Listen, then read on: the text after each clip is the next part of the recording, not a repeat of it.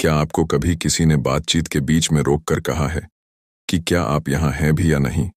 अगर आप अपने काम में इतने ज़्यादा इन्वॉल्व हैं कि फैमिली के साथ टाइम स्पेंड करने का मौका ही नहीं मिल रहा है, या फिर आप दूसरों के मैटर में इतने ज़्यादा इन्वॉल्व हो गए हैं कि खुद के लिए टाइम ही नहीं बच रहा है, तो दोनों ही केस में यह कहा जा सकता है कि मॉडर्न वर्ल्ड के प्रेशर में आप अपनी ज़िंदगी के कुछ पार्ट से डिस्कनेक्ट हो चुके हो। क्या होगा अगर आप दिन की हर एक एक्टिविटी पर फुली कंसंट्रेट रहें, फिर चाहे वह हाई फोकस काम करना या फिर सिंपल रेस्ट करना ही क्यों ना हो। एक एक्टिविटी के बाद दूसरी के लिए टाइम निकालने के कॉन्सेप्ट को लेखकों ने साइड में रखकर 5 गियर्स का एक कॉन्सेप्ट बनाया। इस कॉन्सेप्ट से आप देखेंगे कि किस तरह से दिन के हर एक पार्ट पर जरूरी गियर लगाया जाए। किताब में लिखे गए चैप्टर ये बताएंगे कि गियर का अर्थ क्या है और कब आपको यूज करने चाहिए। यह किताब हर एक गियर के बारे में बताएगी, फिर चाहे वह स्लो स्पीड में लगेंगे या फिर हाई स्पीड में। लेखकों की बात मानकर आप हर सिचुएशन से और भी ज्यादा कनेक्टेड महसूस करेंगे, और उन लोगों से भी जिनसे आप दिन में मिलते हैं। इस समरी में आप यह भी जानेंगे कि हमेशा किस काम को ज्यादा अटेंशन दी जानी चाहिए, कैसे एक लेखक ने प्रोफेशनल रेसलिंग मैच देखा था, और 1970 ब्रिटेन में बनी 3 व्हील कार से क्या सीखा जा सकता है। क्या कभी किसी सुंदर बीच पर बैठकर आपको यह एहसास हुआ है कि आपका दिमाग अभी भी ऑफिस में ही है? अगर हाँ, तो डरने की बात नहीं है, क्योंकि इस लाइन में और भी बहुत से लोग हैं। लोगों को फील होता है कि वह करंट सिचुएशन में जी नहीं पा रहे हैं। आखिरकार ऐसा क्यों होता है?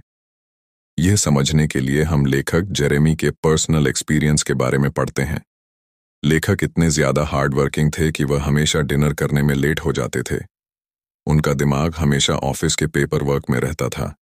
इस वजह से उनकी पत्नी इतनी ज्यादा परेशान हो गई थी कि इसका असर उनकी मैरिड लाइफ में पड़ने लग गया था।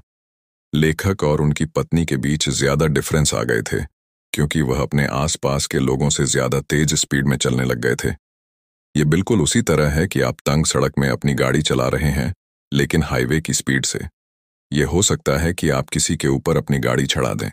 इसका उल्टा हाईवे में बहुत कम स्पीड से गाड़ी चला रहे हैं। चांसेस ये है कि बाकी गाड़ियों वाले आपको कुचलकर आगे बढ़ जाएं। अब सोचिए कि हाईवे आपका ऑफिस है, और अगर आप अपनी स्पीड एनवायरनमेंट के साथ मैच नहीं करते हो तो आसपास के लोगों को हर्ट कर दोगे। हम यह कह सकते हैं कि लेखक अपने घर में बहुत तेजी से ड्राइव कर रहे थे। इसी वजह से उन्होंने और स्टीव ने मिलकर 5 गियर्स का कॉन्सेप्ट बनाया था। गाड़ियों में बहुत गियर होते हैं।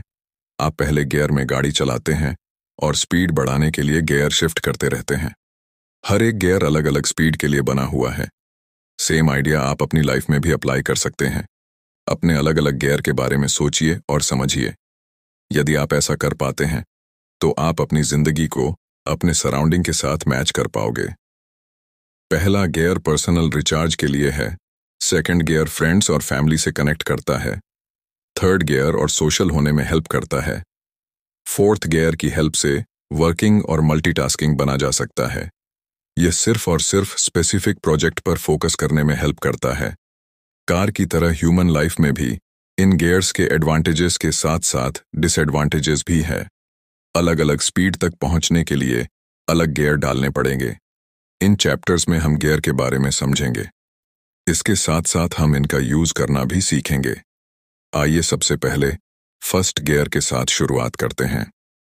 फिफ्थ गियर एक स्पेसिफिक काम करने के लिए बहुत ज्यादा यूजफुल है, लेकिन इससे अन्य अपॉर्चुनिटी मिस हो सकती है। क्या आपने कभी किसी प्रोजेक्ट पर इतना फोकस किया है कि टाइम का पता ही नहीं लगा हो? अगर हाँ, तो यही फिफ्थ गियर है। जब आप किसी प्रोडक्टिव प्रोजेक्ट को करने में पूरी तरह फोकस हो जाते हैं। कुछ लोगों को यह गियर बहुत पसंद है, लेकिन हर सिचुएशन में यह गियर काम नहीं आता है। फिफ्थ गियर कार में सबसे हाईएस्ट गियर होता है। इसकी हेल्प से तेज स्पीड में बहुत कम एफर्ट के साथ दौड़ा जा सकता है। इस तरह से रियल लाइफ में भी जब आप किसी चीज को सच्चे मन से करना चाहते हो, तो उस चीज को पाने का पैशन आपको हाई स्पीड से कम एफर्ट के साथ दौड़ाता है। लेकिन यह गियर प्रॉब्लम खड़ी कर सकता है जब आपको प्रोजेक्ट करते हुए और काम भी करने हो, या फिर किसी के साथ कम्युनिकेट करना हो। एंड्रयू फोर्ड मोटर कंपनी के लिए काम किया करते थे। वह पूरा दिन सिर्फ फिफ्थ गियर में रहकर ही काम करते थे। इसके साथ साथ वह ओपन डोर पॉलिसी में अपनी टीम के साथ कम्युनिकेशन का काम भी करते थे। कभी कभी उन्हें यह लगता था कि वह अपने कस्टमर को पूरी अटेंशन नहीं दे पा रहे हैं। जब वह फिफ्थ गियर में होते थे और कोई कस्टमर उनकी हेल्प मांगने आता था तो वह उन्हें हेल्प नहीं कर पाते थे।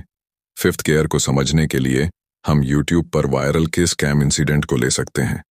यह इंसिडेंट एक बास्केटबॉल की गेम के दौरान हुआ था। वीडियो में दिखाया गया है कि एक व्यक्ति गेम में इतना ज्यादा फोकस हो गया था कि कैमरा के सामने उसने अपनी गर्लफ्रेंड को छोड़कर किसी और को ही किस कर लिया था। इस एग्जाम्पल से पता चलता है कि किसी एक प्रोजेक्ट पर ज्यादा फोकस रहने से हम अपने आसपास की और अपॉर्चुनिटी को मिस कर देते हैं। सवाल ये उठता है कि खुद को कम्युनिकेशन से दूर कर फिफ्थ गियर को कैसे यूज किया जाए। एंड्रयू ने पता लगाया कि यदि लोगों को पता चल जाए कि वह इस समय फिफ्थ गियर पर हैं, तो लोग थोड़ी देर बाद उनके पास हेल्प मांगने आएंगे। इसी तरह से जब आप फिफ्थ गियर में होते हैं तो लोगों को पहले ही बता दें या फिर कुछ ऐसा करें कि लोग खुद से ही समझ जाएं। इस तरह से आप अपने प्रोजेक्ट पर अपॉर्चुनिटी खोए बिना फोकस रह सकते हैं। अपने करंट प्रोजेक्ट पर बिना किसी डिस्ट्रैक्शन के भी फोकस रहा जा सकता है। फोर्थ गियर को अक्सर जिंदगी में बहुत ज्यादा यूज किया जाता है, लेकिन लोग इसका ज्यादा यूज करके खुद को मुसीबत में डाल देते हैं। जब लेखक किसी को फिफ्थ गियर के बारे में बताते हैं तो 85% लोग यह कहते हैं कि वह मैक्सिमम फोर्थ गियर का यूज करते हैं। इस बात से मना नहीं किया जा सकता है कि फोर्थ गियर सबसे ज्यादा प्रोडक्टिव गियर है और हमारे दिन के ज्यादातर टास्क को कंप्लीट करके हमें मल्टीटास्किंग बनाता है। लेकिन इस गियर का एक बुरा साइड भी है। बुरी साइड लेखक जेरेमी के एग्जाम्पल से समझी जा सकती है। जितना ज्यादा आप फोर्थ गियर को यूज करेंगे, आपकी टू डू लिस्ट उतनी ही बड़ी हो जाएगी और बाहर की जिंदगी से कनेक्शन कट हो जाएगा। स्पोर्ट्स फिजियोलॉजिस्ट डॉक्टर स्पेंसर को दिमाग कंप्यूटर की तरह पसंद है। हम दिन के एंड में उन सभी फाइल को क्लोज करते हैं जो हमने दिन भर में खोली हो। लेकिन अगर हम पुरानी फाइल बंद किए बिना नई फाइल को खोलते रहे हैं तो इससे कुछ भी सही से नहीं होगा और हमें नींद भी नहीं आएगी। जॉय हिल लेखक के एक क्लाइंट थे जो बिना रुके काम करते थे। खुद को चौथे गियर में रखकर अक्सर थका दिया करते थे। इसी वजह से एक बार लंग्स में ब्लड क्लॉट होने की वजह से वह बाल बाल बचे थे। लेकिन इसका मतलब यह नहीं है कि फोर्थ गियर आपके लिए पूरी तरह से गलत है। फोर्थ गियर को अगर बाकी गियर के साथ पूरी तरह बैलेंस लगाकर यूज किया जाए तो इस गियर से बेहतरीन कोई गियर नहीं है। इसका सबसे कॉमन एग्जाम्पल यह है कि आप उठते हैं और अपनी ईमेल चेक करते हैं। इसका मतलब यह है कि आप अपने दिन की शुरुआत ही चौथे गियर में करते हैं। लेकिन सोचिए कि एक टीम इंपॉर्टेंट मैच खेल रही है, लेकिन वह ड्रेसिंग रूम में नहीं जाती है और वार्म अप किए बिना सीधा ग्राउंड में चली जाती है। वह टीम कभी भी मैच नहीं जीत सकती है। इसी तरह आपको भी थोड़ा टाइम देकर पहले चौथे गियर को समझना पड़ेगा और दिन की शुरुआत और अंत फर्स्ट गियर में करना होगा। अगर आप ऐसा करते हैं तो चौथे गियर का काम करना बहुत आसान हो जाएगा। तीसरा, गियर रिलेशनशिप सही करने के लिए इंपॉर्टेंट है, लेकिन बहुत से लोगों को अपने पार्टनर के इंटरेस्ट को मैच करने में प्रॉब्लम होती है। क्या आप ऐसे इंसान हैं जिसे अपने दोस्तों के साथ कॉफी डेट पर जाना और डिनर पार्टी अटेंड करना पसंद है? अगर हाँ, तो आप ऐसे इंसान बन सकते हैं जिसके लिए थर्ड गियर बहुत इंजॉयबल होने वाला है, क्योंकि इस गियर का यूज करके सोशल लाइफ को अच्छा किया जा सकता है। इस गियर का मतलब सिर्फ मजे करना ही नहीं है। इसका यूज करके लोगों के बारे में जाना जा सकता है, रिलेशनशिप को सुधारा जा सकता है, फिर चाहे वह पर्सनल हो या फिर प्रोफेशनल। यही वजह है कि कंपनी उनके क्लाइंट को लंच पर या फिर गोल्फ खेलने के लिए ले जाती है। इसकी हेल्प से जाना जाता है कि क्या क्लाइंट आपके साथ काम करना चाहता है और फोर्थ गियर में शिफ्ट होना चाहता है। थर्ड गियर वर्क और प्लेजर दोनों के लिए इंपॉर्टेंट है, लेकिन फिर भी बहुत से लोग इसे यूज करने में हिचकिचाते हैं। इसका रीजन हो सकता है कि जिन लोगों के साथ टाइम बिताते हो आप उनके इंटरेस्ट नहीं समझ पा रहे हो। आप उन लोगों से मिलने पर मजबूर हो गए हो जो आपकी बातों को सुनते नहीं है, आपके इंटरेस्ट पर ध्यान नहीं देते हैं। लेकिन उन्हीं लोगों के इंटरेस्ट के बारे में थोड़ी सी क्यूरियोसिटी आपके लिए बहुत सी अपॉर्चुनिटी ला सकती है और रिश्तों को सुधार सकती है। लेखक के बिजनेस पार्टनर ने उनसे पैशन के बारे में पूछ लिया था। वह एक्सपेक्ट कर रहे थे कि लेखक स्टैम्प कलेक्टिंग को अपना पैशन बताएंगे, लेकिन उन्होंने हैरान कर देने वाला आंसर दिया था। प्रोफेशनल रेसलिंग को लेखक ने अपना पैशन बताया था।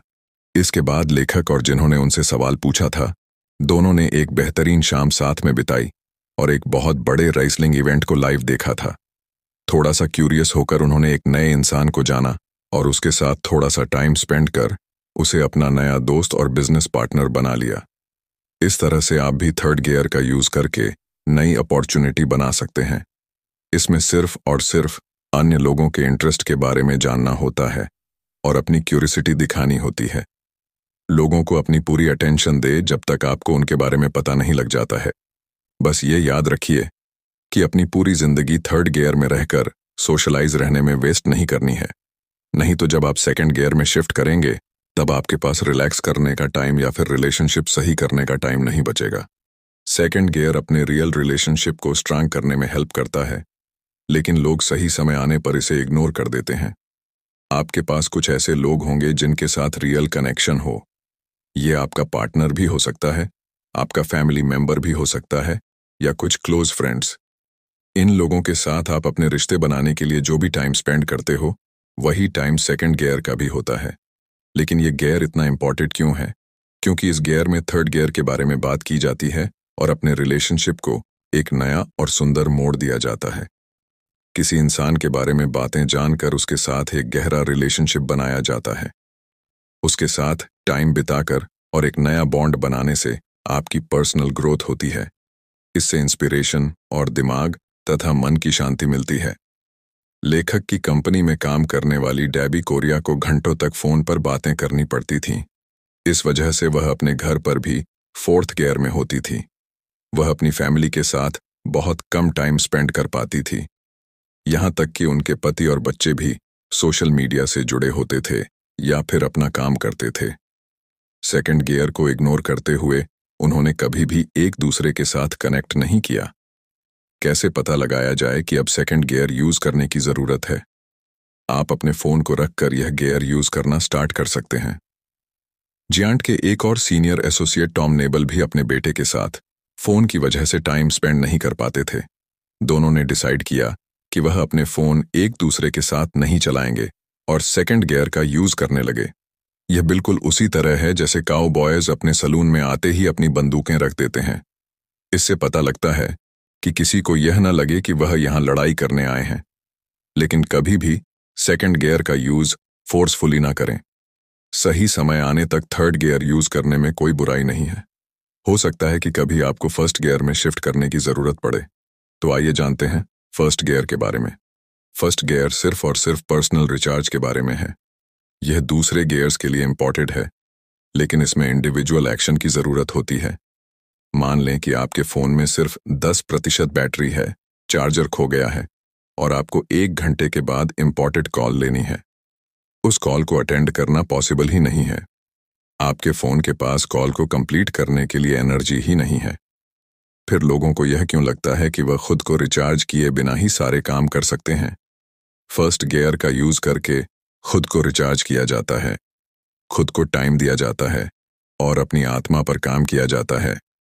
प्रॉपर रिचार्ज करने का मतलब यह नहीं है कि आप हर इवनिंग बैठकर टीवी देख रहे हैं या वीकेंड पर पार्टी कर रहे हैं, लेकिन इस गियर में अपनी जिंदगी के बारे में समझा जाता है।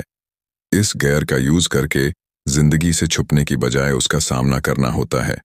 जिस तरह से आप अपने फोन को कम बैटरी के साथ ज्यादा देर तक यूज नहीं कर सकते हैं, उसी तरह से आप खुद को भी कम बैटरी के साथ ज्यादा देर तक यूज नहीं कर सकते। फर्स्ट गियर्स का बेस्ट यूज करने के लिए आपको सबसे पहले फर्स्ट गियर को अच्छे से समझना होगा। खुद को रिचार्ज कैसे किया जाए? अगर आप इंट्रोवर्ट है तो आप रनिंग कर सकते हैं, अकेले चल सकते हैं, कुछ देर के लिए एक्सरसाइज कर सकते हैं, किताब पढ़ सकते हैं या फिर अपनी हॉबीज को फॉलो कर सकते हैं। अगर आप एक्सट्रोवर्ट है तो आप ग्रुप में एक्सरसाइज कर सकते हैं या फिर सेकंड गियर में किसी के साथ बात कर सकते हैं। यह लोगों पर डिपेंड करता है कि वह खुद को कैसे रिचार्ज करते हैं। हमेशा याद रखें कि यह सेकंड गियर का सब्स्टिट्यूशन नहीं है। अगर आप घर आकर डायरेक्टली फर्स्ट गियर का यूज करने लग जाते हैं तो हो सकता है कि आप उस पल में प्रेजेंट ना रह पाए, क्योंकि हो सकता है कि वह समय सेकंड गियर का हो। आप किस तरह से खुद को रिचार्ज करते हैं यह मैटर नहीं करता है। हमेशा याद रखिए कि सुबह की शुरुआत और दिन का एंड हमेशा फर्स्ट गियर से ही करे, फिर चाहे वह मॉर्निंग योगा सेशन हो या फिर शाम में फैमिली के साथ डिनर बनाना हो। जिस तरह से कार को फर्स्ट गियर के बिना स्टार्ट या रोका नहीं जा सकता है, उसी तरह दिन की शुरुआत और एंड भी इसके बिना नहीं किया जा सकता है। अगर आप अच्छे से फर्स्ट गियर का यूज करते हैं तो बाकी सब गियर खुद ही स्मूथली यूज होने लग जाएंगे। हमने 5 गियर्स के बारे में डिस्कस कर लिया है, लेकिन अभी भी कार में एक गियर बच गया है, रिवर्स गियर। रिवर्स गियर में लोगों से माफी मांगकर रिस्पेक्ट अर्न की जा सकती है, लेकिन इस गियर में सिंसियर होना जरूरी है। 1970 में यूके में 3 टायर वाली गाड़ी को बनाया गया था। गाड़ी का नाम रिलिएंट रॉबिन रखा गया था। यह कार कॉनिकल की तरह लगती थी। इसमें बहुत से फॉल्ट थे। सबसे बड़ा फॉल्ट यह था कि कार में कोई रिवर्स गियर ही नहीं था। गाड़ी को पीछे करने में दुनिया भर की मुसीबतों का सामना करना पड़ता था। इसी तरह से अगर आप अपनी रियल लाइफ में रिवर्स गियर में आकर सॉरी नहीं मांग सकते हैं, तो आपकी लाइफ प्रॉब्लम से भरी हो सकती है। यह रिस्पॉन्सिबल और रेजिस्टेंट होने के बीच का डिफरेंस है। रिस्पॉन्सिबल लोग उनकी रिस्पॉन्सिबिलिटीज जानते हैं और रिवर्स गियर में आकर जरूरत पड़ने पर माफी भी मांगते हैं, लेकिन रेजिस्टेंस लोग सिर्फ ब्लेम दूसरों पर डालते हैं और माफी मांगने की बजाय आग में घी डालना जानते हैं। दोनों के बीच में फर्क पता होना बेहद जरूरी है। सोचिए कि किसी मैच के दौरान एक स्पोर्ट्समैन कोई गलती कर देता है। अब क्राउड उसे ज्यादा पसंद करेगा जिसने सारा ब्लेम उस पर डाला हो, या फिर उसे ज्यादा पसंद करेगा जिसने गलती के टाइम पर भी उसका हाथ थामा हो।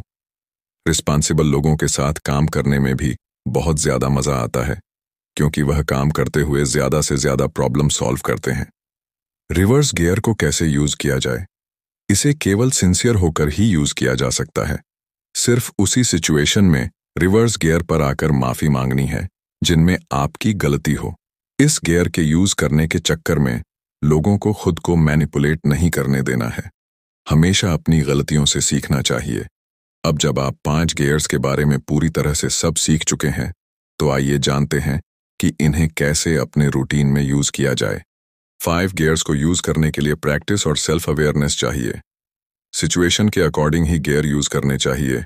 अगर आप सच में दिन के हर एक पार्ट में एक्टिव होकर गियर्स यूज करना चाहते हैं, तो आपको सबसे पहले काम करने के लिए रेडी होना पड़ेगा।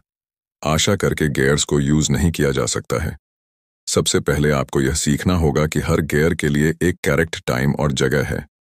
जब भी आप खुद को किसी सिचुएशन से डिस्कनेक्टेड पाए या फिर अपॉर्चुनिटी आपके हाथ से जा रही हो, तो हो सकता है कि आप गलत गियर का इस्तेमाल कर रहे हो।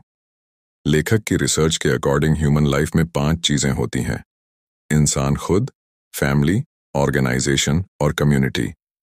इन 5 के लिए अलग अलग गियर्स की जरूरत पड़ती है। अगर आपकी फैमिली को और ज्यादा टाइम चाहिए तो 3rd गियर, अगर फोकस करना है तो 5th और 1st गियर। हर एक पार्ट के लिए अलग गियर बना हुआ है और इस सिचुएशन में क्या गियर यूज करना है, इसकी अवेयरनेस आपको होनी चाहिए। जरूरी है कि आपको खुद के बारे में पता होना चाहिए। इसके लिए कोर प्रोसेस का यूज किया जा सकता है। अगर आपने कोई प्रॉब्लम खड़ी की है तो सबसे पहले उसे एक्सेप्ट करें, फिगर आउट करें और अकॉर्डिंगली रिस्पॉन्ड भी करें। अगर आपको यह प्रोसेस अपने साथ करनी है तो सबसे पहले आंसर करें कि किस गियर का ज्यादा यूज करते हैं। गियर्स को प्रायोरिटी या फिर ज्यादा यूज के अकॉर्डिंग रैंक दे। एक बार लिस्ट बन जाए तो इसे बैठकर पढ़े और देखें कि किस गियर को कम करके किस गियर को ज्यादा करने की जरूरत है। हो सकता है कि आप 3rd गियर का यूज करके बहुत ज्यादा सोशलाइज कर रहे हो। अगर ऐसा है तो इसे बाकी गियर के अकॉर्डिंग एडजस्ट करें। इसका मतलब आपके फोन को दूर रखना भी हो सकता है, फैमिली के साथ टाइम स्पेंड करना भी हो सकता है, 1st गियर में शिफ्ट होना भी हो सकता है। जैसे ही आप गियर्स के बीच बैलेंस करना सीख जाएंगे, आप दिन के हर एक पार्ट को एंजॉय करना सीख जाएंगे। मेथड आपको पता है। अब मेथड और गियर्स को अपनी जिंदगी में यूटिलाइज करने का टाइम आ गया है। अगर आपने इस बुक समरी से कुछ सीखा हो तो हम सब्सक्राइब करना ना भूलें।